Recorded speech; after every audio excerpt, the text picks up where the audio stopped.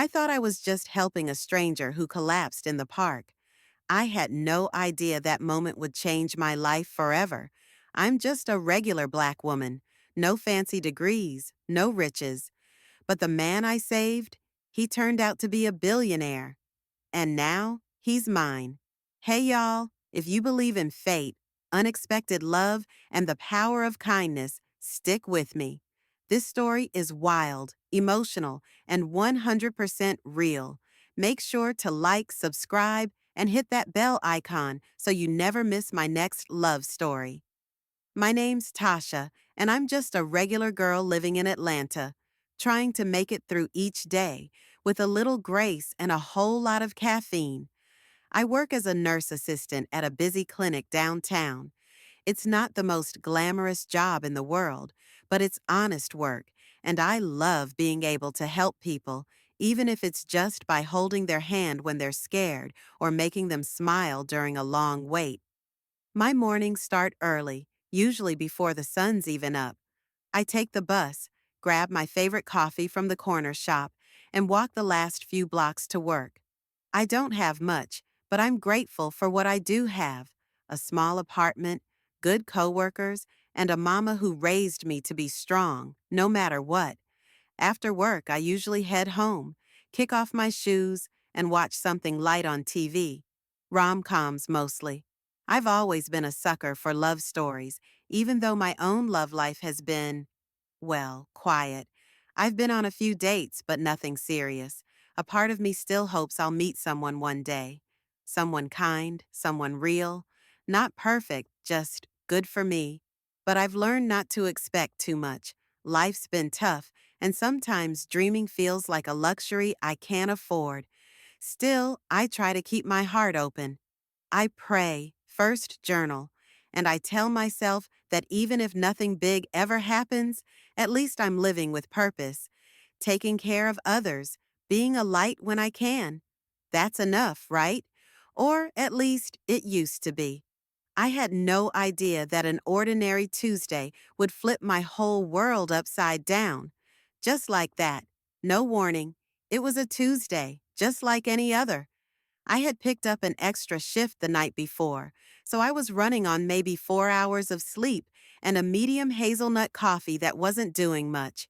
My feet were aching, my shoulders were sore, and all I wanted was to get home, take a hot shower, and crawl into bed. I decided to take a shortcut through Piedmont Park. It was quiet, and the walk usually helped me clear my head. The sun was starting to dip, casting this golden kind of light through the trees. It felt peaceful, calm. Then I saw him. At first, I thought he was just resting. He was sitting on a bench near the trail, head tilted down like he was on his phone. But as I got closer, I realized something was wrong. His body was slumped in a way that didn't look right. I walked faster.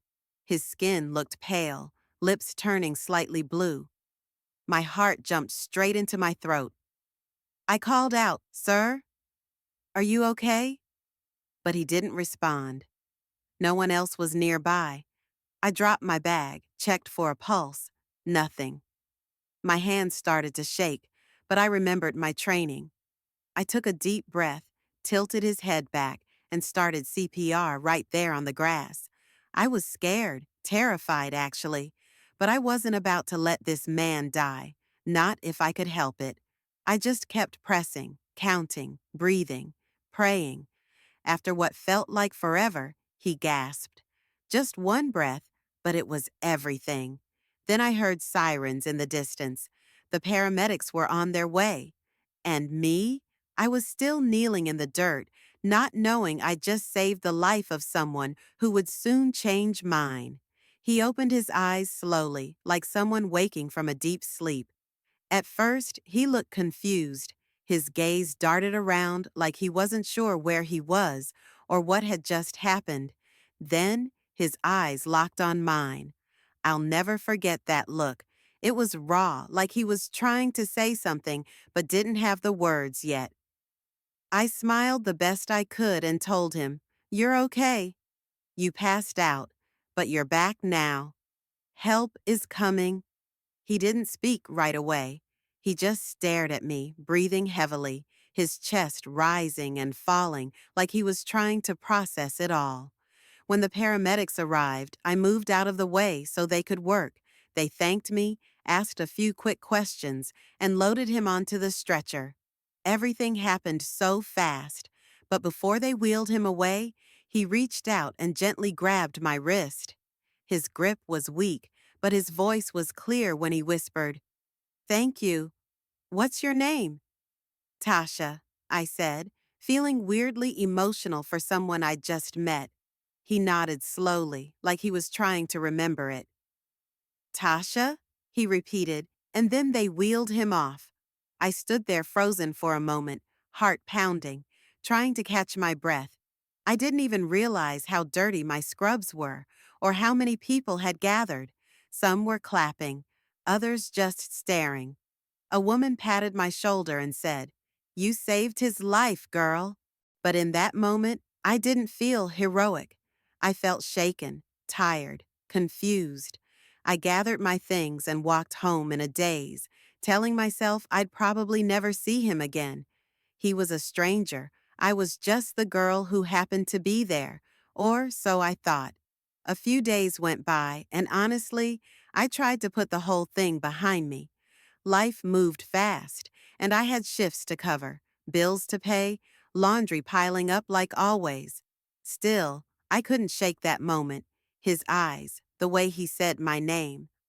I kept wondering if he was okay. I didn't even know his name, just that he was alive, and that was enough for me. Then on Friday afternoon, I got a call at work. I was in the break room, halfway through a tuna sandwich, when my phone buzzed. The number wasn't saved, but something told me to answer. A woman's voice came on the line. Polite, professional. She said her name was Elise, and she was calling on behalf of Mr. Donovan Wells. I blinked. Who? She explained that Mr. Wells was the man I helped in the park, and he wanted to thank me personally. My heart skipped. I remembered his face instantly, but the name still didn't register. Elise asked if I'd be available for dinner sometime that week, that he'd like to meet and express his gratitude properly. At first, I hesitated. I wasn't used to things like this, fancy-sounding assistants calling on behalf of mysterious men. I even asked her if this was a prank. She chuckled and assured me it wasn't.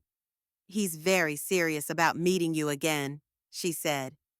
I agreed, mostly out of curiosity. I didn't know what to expect, but something about it felt unfinished, like our story wasn't over yet. When I hung up the phone, I just sat there staring at my half-eaten sandwich, wondering what I'd just said yes to. I had no idea who this man really was. All I knew was he remembered me. The next evening, I stood outside a rooftop restaurant in Midtown, feeling completely out of place. I'd spent an hour deciding what to wear, finally settling on a soft blue dress I'd found at a thrift store months ago. It wasn't designer, but it made me feel pretty. Still, as I looked up at the glowing name of the restaurant, I couldn't help but feel like I didn't belong. A sleek black car pulled up, and out stepped the man I had saved. Now that he was standing in front of me, clean shaven and dressed in a tailored navy suit, I barely recognized him. His smile was warm, though, and his eyes lit up when he saw me. "Tasha," he said, like he was genuinely happy I'd come. He held the door open for me, and from the moment we walked in, everything felt surreal. The place was elegant, the kind of place I'd only ever seen in magazines. But he didn't act flashy or arrogant. He was real, kind, curious. He asked me questions about my job, my family, my dreams. He listened, really listened. I kept thinking, why is this man interested in me? I didn't have a fancy background or a six-figure career. I was just me. But he seemed fascinated, like I was the most interesting person in the room. We ended up talking for hours. I laughed more than I had in weeks. For a moment, I forgot all the reasons I felt like I didn't measure up. When the night ended, he walked me to my ride and thanked me again, not just for saving his life, but for being brave and showing up. I didn't know it yet, but that night wasn't just a thank you dinner. It was the beginning of something I never saw coming. That night, after I got home, I kicked off my heels, flopped on my couch, and just sat there replaying every moment. The way he smiled at me, the way he remembered little things I'd said, like how I loved sweet tea with lemon. I wasn't used to that kind of attention, especially not from someone like him. Something about him felt different. Not just wealthy or successful, but grounded. Still, something in the back of my mind kept nagging at me. Who is this man, really? So, like any curious woman with a phone and Wi Fi, I Googled him. When I typed in Donovan Wells, the search results nearly knocked the air out of me. Forbes, Bloomberg, real estate magazines, his name was everywhere. Multi-million dollar properties, international business deals, luxury car collections. My jaw dropped. I wasn't just sitting across from a successful man, I had shared dinner with a billionaire. I stared at his photos online, him at charity galas, ribbon cuttings, standing next to celebrities. The man I gave CPR to in a park was literally one of the richest men in the country. I felt my stomach twist. Immediately, doubts came rushing in. Why would a man like that want anything to do with someone like me? I'm not a model. I don't have degrees from fancy schools. I clip coupons and call it a win when my rent's on time. I told myself it had to be a fluke. Maybe he was just being kind. Maybe this was his way of repaying a debt. Still, my heart whispered something else. There was something genuine in the way he looked at me. But I couldn't ignore it anymore. This wasn't just a thank you dinner. I had just met a billionaire, and he knew my name. For the next few days, I avoided every unknown number that popped up on my phone. I didn't answer his texts, didn't reply to that polite follow-up from his assistant. I told myself it was better this way, easier. I mean, what was I supposed to do? Pretend like we had anything in common? Like this was normal? My world was full of patient charts and bus schedules, not yachts and private jets. The truth was, I was scared. I didn't want to fall for someone who was light years out of my reach. I'd seen what happens in those kinds of stories. Girls like me always end up heartbroken, left behind, replaced. And I'd spent too long building myself up from nothing to let someone break me down, even unintentionally. Still, part of me missed him. I missed the way he made me laugh without even trying. The way he looked at me like I was someone worth knowing. But I stayed silent, trying to protect myself before anything could start. Then one afternoon, in the middle of my shift, I looked up and saw him standing in the waiting area of the clinic. No assistant, no bodyguards, just him, in jeans and a simple shirt, holding a bouquet of sunflowers in one hand and a Chick-fil-A bag in the other. He smiled and said, "I remember you said this was your favorite." Y'all, I could have melted right there. I pulled him aside, whispering, "You can't just show up like this." But he just looked at me, calm and patient, and said, "You saved me. I'm not here because I feel like I owe you. I'm here because I want to be." And in that moment, my walls started to crack. Just a little. A week later, he invited me to visit a community center on the west side of Atlanta. I didn't know what to expect, but I said yes. He picked me up in the simplest car he owned, no chauffeur, no flash, and we drove with the windows down, music low, just talking. It felt easy, like we'd known each other for longer than a few weeks. When we pulled up, I was shocked. The building was beautiful, modern, clean, full of energy. Kids were running around, volunteers were serving meals, and art projects covered the walls. Donovan walked me through it like it was his second home. Turns out, he'd built the center years ago, but didn't put his name on anything. He just liked giving back. Quietly. We sat on a bench outside afterward, watching the sunset, and he turned to me and said, "You told me you loved working with people, that you wanted to do more but didn't have the time or money. I wanted to show you this because I think you belong in places like this where your heart shines." I didn't know what to say. No one had ever looked at me like that. Like I was more than just a girl from the clinic. Like I was someone who mattered. He reached for my hand. "Tasha, I don't care where you come from. I don't care what you have or don't have. You're the reason I'm breathing. But more than that, you're the reason I smile now." And that's when it happened. I let go of the fear, the doubt, the voices in my head telling me I wasn't enough. I looked into his eyes and for the first time believed maybe, just maybe, this thing between us was real. I was ready to see where it could go. It happened on a quiet night after we'd spent hours just driving around the city. No destination, no rush, just him and me, sharing stories, laughing, letting the night carry us. He parked the car near a small lake just outside the city. The water was still, reflecting the stars above like tiny diamonds. We sat there in silence for a while, listening to the crickets and the hum of life settling down around us. It wasn't awkward, it was peaceful. The kind of silence that says more than words ever could. He turned to me, eyes soft, voice low. "I don't want to rush anything," he said, "but I need you to know this isn't some game to me." I felt my heart beating so loud I swore he could hear it. I looked at him, really looked, and everything in me just softened. "I know," I whispered. "I feel it too."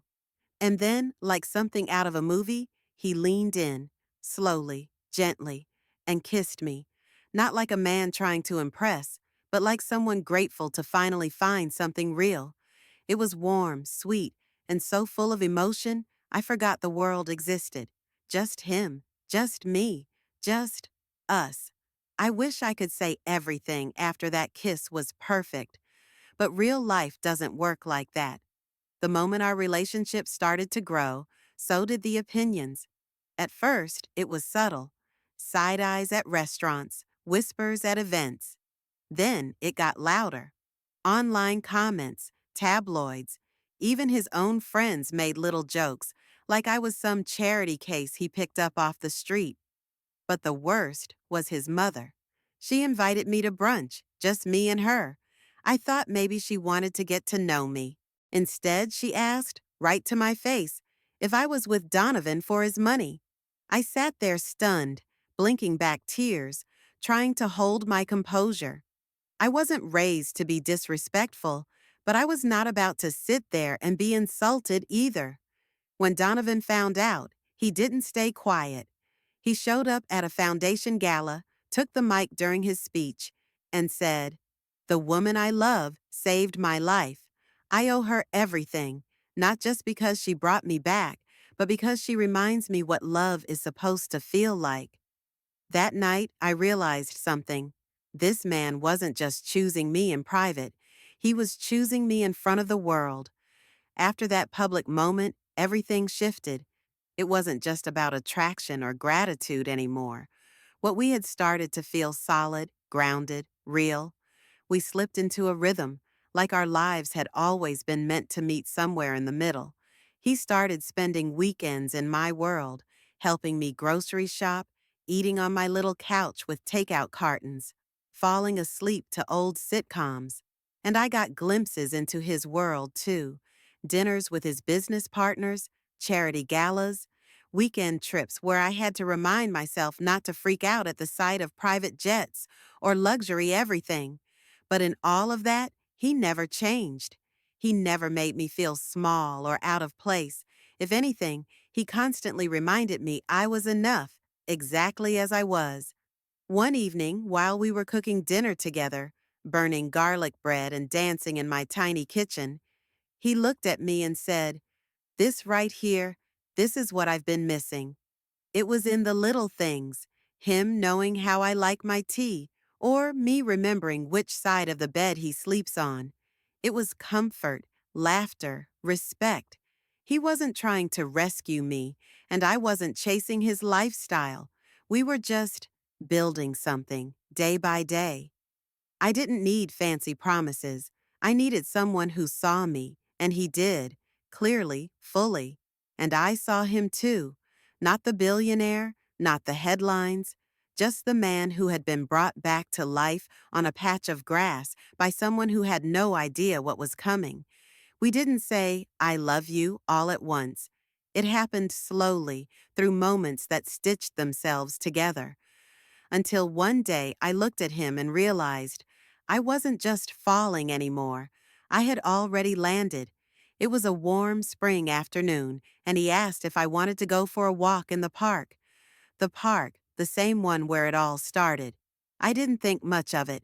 We often went there just to escape the noise, breathe a little, and remind ourselves where this wild journey began. We walked in silence for a bit, holding hands, watching kids play and old folks feed the birds. Then he stopped near the spot where he collapsed that day. My heart paused. He turned to me, eyes a little glassy, and said, right here, my life almost ended. But because of you, it didn't. And now I can't imagine it without you in it. He didn't drop to one knee with a flash mob or cameras. He just pulled a tiny velvet box out of his jacket and opened it. But there was no ring inside, just a note that said, "This is where I give you my heart. The ring is just a bonus." I laughed through the tears. He pulled out the actual ring, simple, elegant, beautiful, just like our love. And I said yes, without a second thought. Yes to him. Yes to us. Yes to everything we'd built from nothing. That day taught me something I'll never forget. Love doesn't care about status, background, or bank accounts. Love sees the soul. And sometimes the very thing you think makes you ordinary, your kindness, your courage, your heart, is exactly what makes someone fall for you. I started that week as just a nurse assistant trying to get through the day. I ended it in love with a man who reminded me that life has funny, beautiful ways of surprising you when you least expect it. And I'm so glad I said yes, y'all. I never thought giving CPR to a stranger would lead to love, but here I am. I wasn't rich. I wasn't fancy. I was just a black woman doing the right thing. Turns out that's exactly what he needed. If you believe in unexpected blessings and love stories that feel like miracles, hit that like button and share this video with someone who needs a little hope. Subscribe for more true stories straight from my heart to yours. And remember, sometimes love finds you when you're not even looking for it. Love.